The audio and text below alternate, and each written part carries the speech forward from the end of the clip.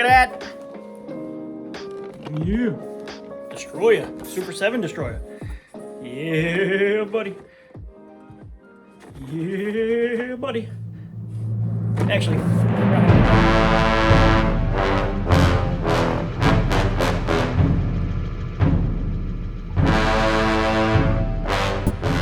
welcome back to the first episode of 2024. We did it, guys. We made it to 2024. I hope you all are having a good new year. I hope you had a good New Year's Eve and did whatever makes you happy, whether that's chill with a few friends, chill on the couch by yourself, or go rage like a lunatic. Whatever you did, I hope you had a good time. I hope you were safe. And thanks for tuning in. We're going to take a look at this big boy today, the Super7 Destoroyah. But before we do that, we must, of course, look at the box. So let's look at the box now.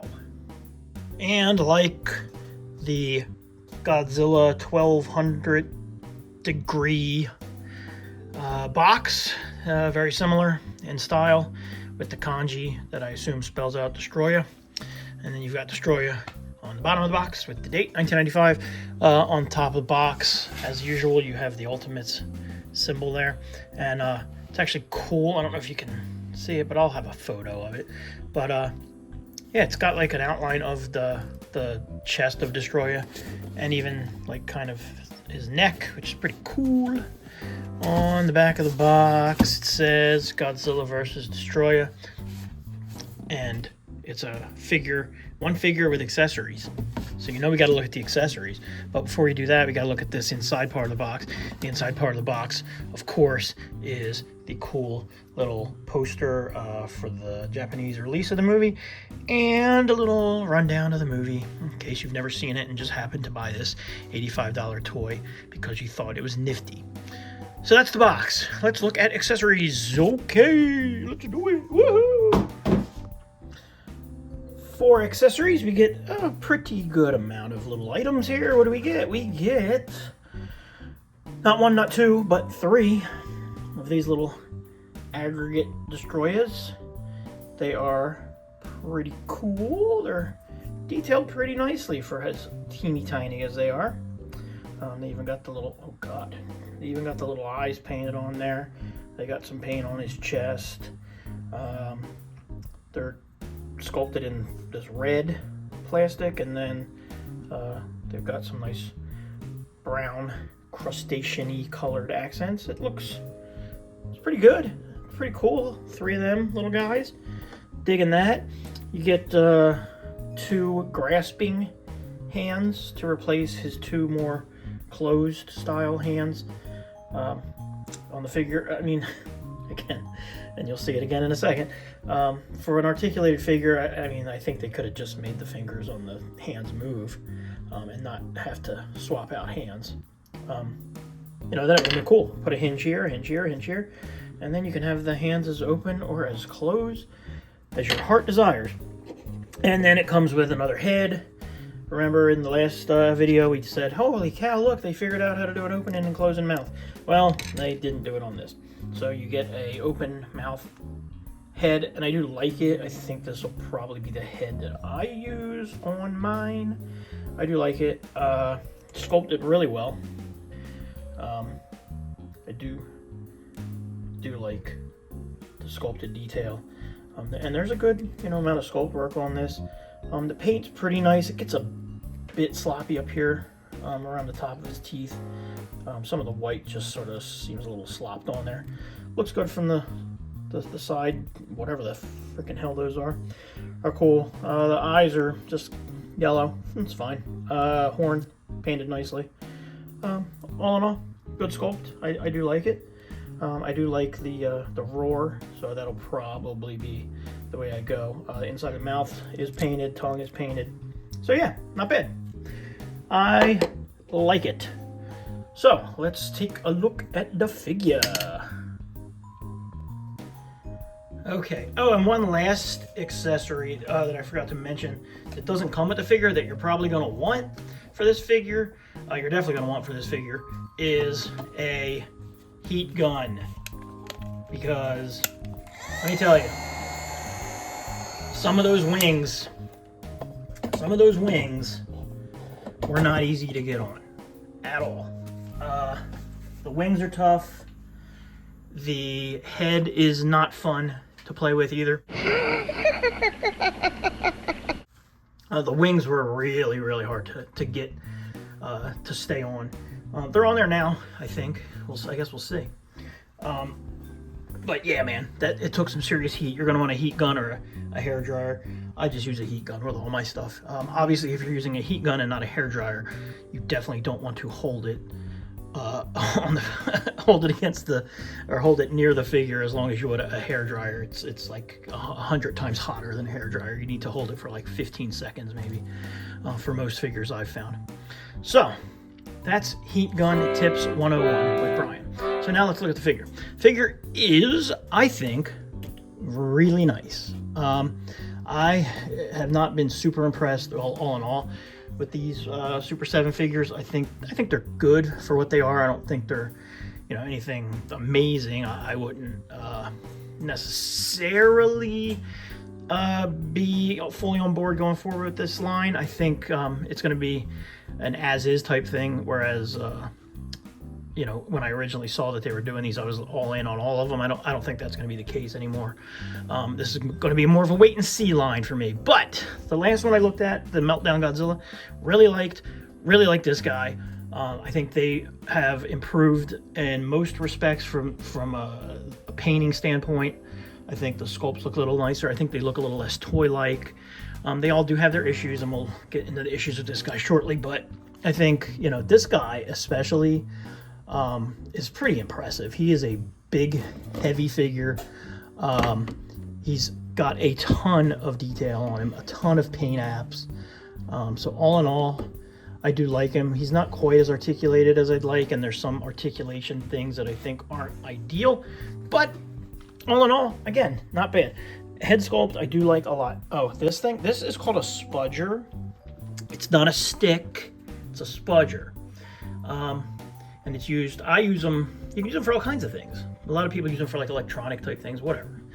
But it's got a nice little point, and it's also got this little flat end. And I use them when I transform my third-party transformers, because there are usually 8 million flat flippers to flip. So I use that for that. And you can use them for sculpting. You can use them for any number of things. And you can get them on Amazon in a pack of 20, and I like them. And I just like to use them to point out things. Head sculpt. Pretty much, you're looking at it, it's pretty much the same as the one we already looked at, except the mouth is closed. Similar problem here with the kind of sloppy white paint in the front. I didn't point it out on the other, but I'll try to point it out here. But the back has some cool sculpted details as well, with these two little horns. I like those. It's quite nice. Again, the eyes sculpted in that same yellow. It's basically the same paint job as the other one. Neck, really nicely sculpted, really nicely painted. Again, great job on that. Shoulders look great. These horns look fantastic. This guy is full of just spiky bits and bumps and thorns and all kinds of things, and it's pretty cool. It's pretty impressive. Although it isn't the most fun to grab hold of tightly when you're trying to pull his head off. There's a whole bunch of little spikes right here in his groin area, as you would want to protect if you're a giant monster. But they will get in you when you're trying to hold him tight and pull his head off. But yes, the spikes are nicely shaded. You get them there. The wings are nicely painted as well, also nice spikes. The small wings also nice. We'll get into articulation after we look at the figure. Not a huge fan of this gap between his stomach and his pelvis. That's just due to the articulation of the figure. I don't know that it could have necessarily been helped. It's not the worst, but it's not beautiful, but it is what it is.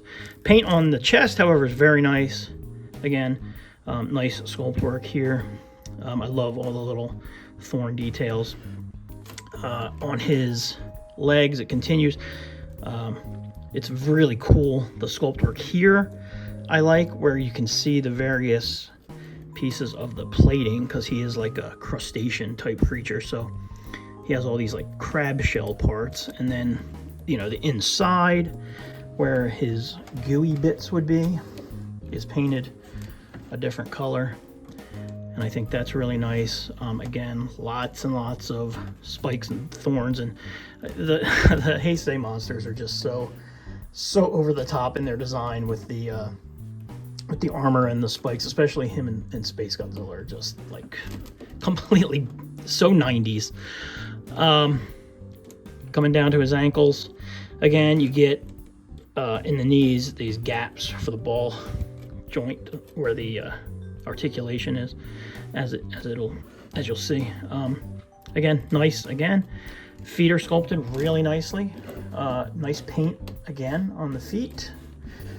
From the side, I think he looks really nice. From the back, I love the sculpt work all along the back. Again, you get this gap where the top and the bottom attach.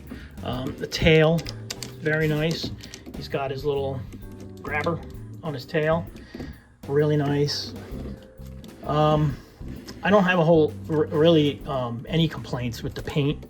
I think it's nice. I don't think it looks plasticky and cheap like the 90s Godzilla and the Biollante, the first two that I looked at. I think this has a nice dull finish, and it's not too glossy, and so it looks good. It doesn't look like a toy. It looks more like a creature that probably could not exist in real life, but it doesn't look like a plastic toy, at least. So I like that.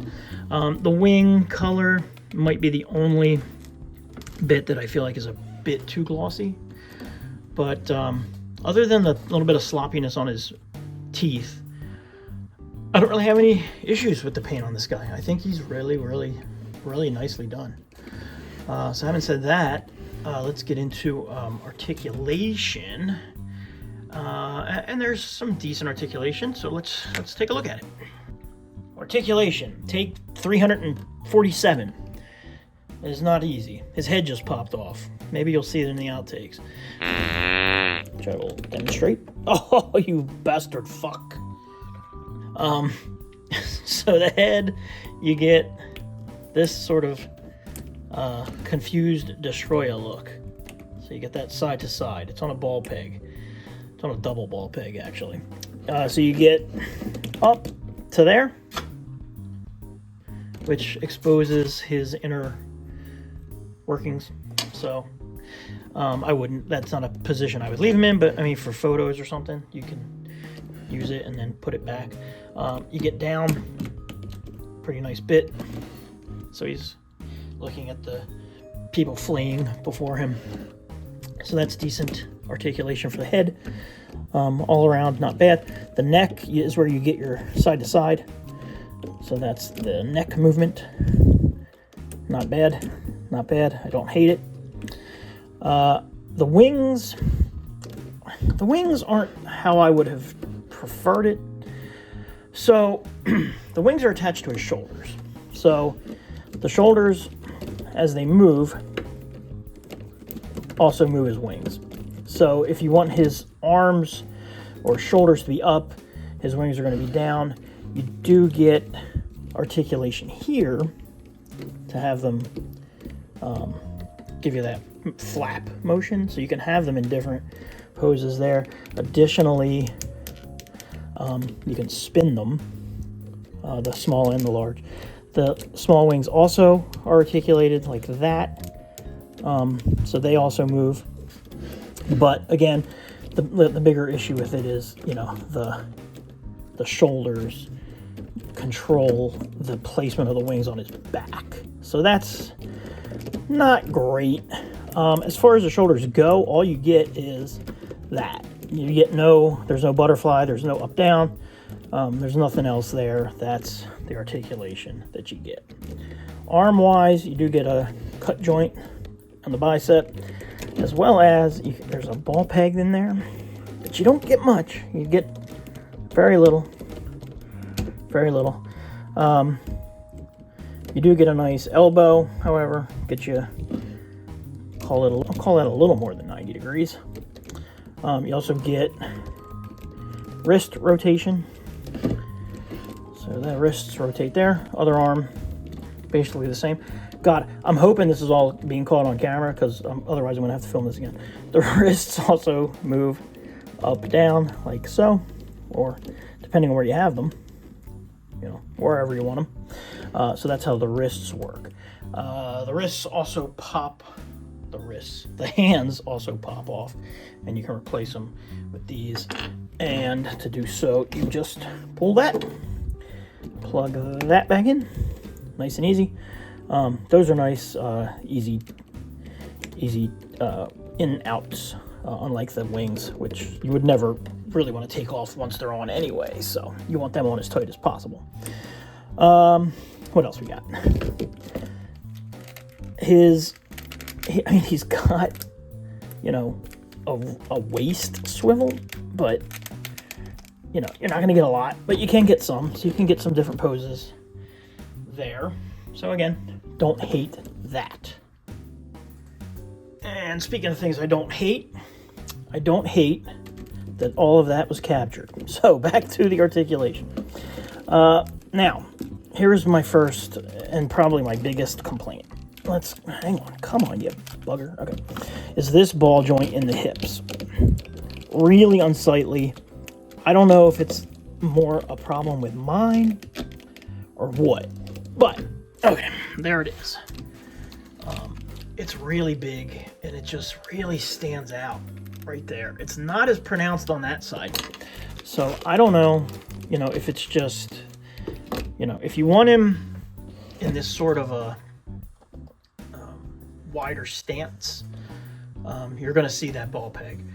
And I am not thrilled with that, so I would keep his hips rolled forward, which is probably, the way it's intended anyway. So let me go ahead and get this camera down so we can do his lower legs.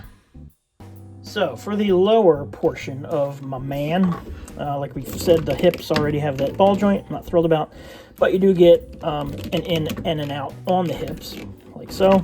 So you can get him in a few various poses from that angle. As far as the articulation on them, they're pretty well articulated. They're way more.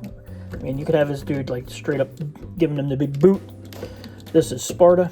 Not a lot back, but way more forward than you would probably ever need.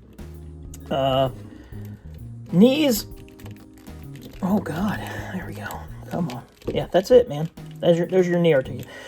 Really, at that point, just don't even articulate it. Good grief. So you get one click on the knee. That's whatever. You do get a knee swivel, so you can get his feet in various poses. Foot articulation, ankle articulation, I should say. As on a ball joint, you get a little up, a little down. No ankle rocker, however, which is a bit of a bummer. But for a figure this large, I think it's probably okay. The knee joints are visible. It's not a big deal. I think it's fine. For the most part, the joints are pretty well or well hidden on this guy. Other than that ball joint in the hip, that massive golf ball size ball joint in his hip. From the back, articulation wise, like we said, we already kind of did the wings. You can get them to flippity flop however you like that. Tail. Oh, you bastard! Hold, please. As I was saying, tail, you get a little wiggle, a little waggle, a little up, a little down, not a lot, but some. It's got all these individual little joints, but they don't really. You can get some up and you get some down, and his various joints will spin So you can do some things with it, I suppose. You've got the hook, whatever, the claw. The claw doesn't close, which that'd be kind of cool if you could open it or close it. But, you know, whatever. I'm not going to knock them for that. And I think, my God, have we done it? Have we gotten through articulation with this big spiky bastard? I think we have. So that is articulation on this guy. You want to see the head? You want to see the head? You want to see the other head? Okay, we'll do the other head. Come here. Oh, look, it came right off. Let's see how easy it is to get back on. That's the real question.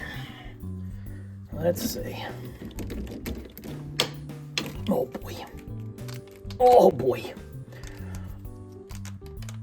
Oh, boy. It's just never going to happen. It's just never going to happen.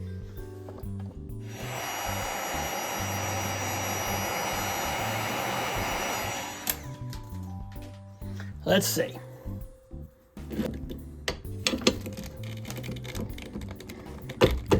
Oh, is it on there?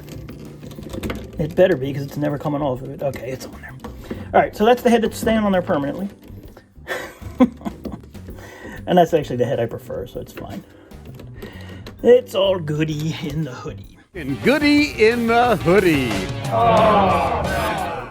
So yeah, that's him with his roaring mouth. And that's the one I like. That's the one I think I'm going to keep. Let's do some comparisons with some other figures. Shall we? First up, we will look at the classic Bandai 8-inch Destoroyah. Man. So yeah, pretty big difference there. God, this is my poor Bandai. It looks like it was... I was telling Richie, so he posted a picture of his. He just got one off Yahoo Japan, and his is like so beautiful, and the colors are so vibrant. And I told him mine looked like it had been played in the sandbox all summer. It's pretty bad. So anyway, considerably bigger than the Bandai, I would say. I mean, you know, maybe a solid inch and a half bigger. All in all, much more. I mean, the wings on the Bandai are just so silly. But obviously, you're comparing two different types of toy. So that's the Bandai. Let's see if we can make this work. This is the Marmot Destroyer. Let's see. So the Marmot Destroyer is just, man, what a shelf hog this thing is. Good God, you can't even see him on the camera. Let's see. Okay, see him now? There you go. So yeah, the Marmot's that's a big old figure. So that's how he compares with the Marmot. Let's see. We have the Bandai 8-inch Classic Junior. So that's how those two stack. They would not be in proper scale for the movie, because he's much bigger than Junior is in the movie. But I do also have the Bandai Memorial Box Junior, which is a little smaller. So that's a little bit closer in comparison, right? Because he's like... So I feel like that's pretty close, right? Yeah, sure. So yeah, that's how those two stack. I also have one of my Marmot 95 Desu Gojis. So that's how those two stack. And man, let me just tell you, this guy, you want to talk about a beautiful figure. That's how those two go. And we've got, here's the Odo Island Godzilla that we looked at the other day. Much bigger than him. Here we have the Super 7 Godzilla '89 figure. So, get an idea there. I feel like that's about right. There is a burning Godzilla that they've come out with. I am passing on. Because like I said, you know, I'm not all in on this line like I once was. The burning Godzilla to me has that toy quality. The flames are painted on, not you know, not like a different sculpted color plastic like this guy, who I still absolutely love. And these will be shelf mates for sure. I've already in my head gotten some ideas for how I want to do a diorama using lights, but that's how they are next to each other. So pretty cool. Yeah, so that'll be cool. Like I said, he does come with some of his little aggregate destroyers, so that's how they are with him. So they're tiny. Here he is with the Mezco Godzilla. So yeah, man, all in all, I'm real happy. I'm even more happy when I compare him with a can of ice cold hams. Hams, the beer refreshing. All right, well, there he is, and I'm pretty happy with him. I think he was a good purchase by me. I think the people who have him pre-ordered will not be disappointed with their purchases all in all. There are a few quibbles. I don't like the way the shoulders and the wings work. I don't like that ball joint in there. A little bit of sloppiness on the paint, but compared to the other Super 7 figures I've looked at, I think he is a drastic improvement over their first couple of figures. I think him and the Meltdown Godzilla that we looked at in the video prior to this are both really solid figures. Again, your mileage may vary depending on what you're looking for, but I think he's pretty cool. I think he's well worth the purchase. You know, he's just a big, impressive looking figure, and I'm really looking forward to getting him on a shelf and doing something with him as far as building some sort of a display with lights and stuff for him and the Meltdown Godzilla. So yeah, I'm going to go ahead and I'm going to give him a recommend. So thanks once again for tuning in, and we will be back soon. Happy New Year. Enjoy your day, and we'll see you soon. Please, if you could, like and subscribe. And as always, I appreciate everyone who tunes in. Thank you so much. See you soon.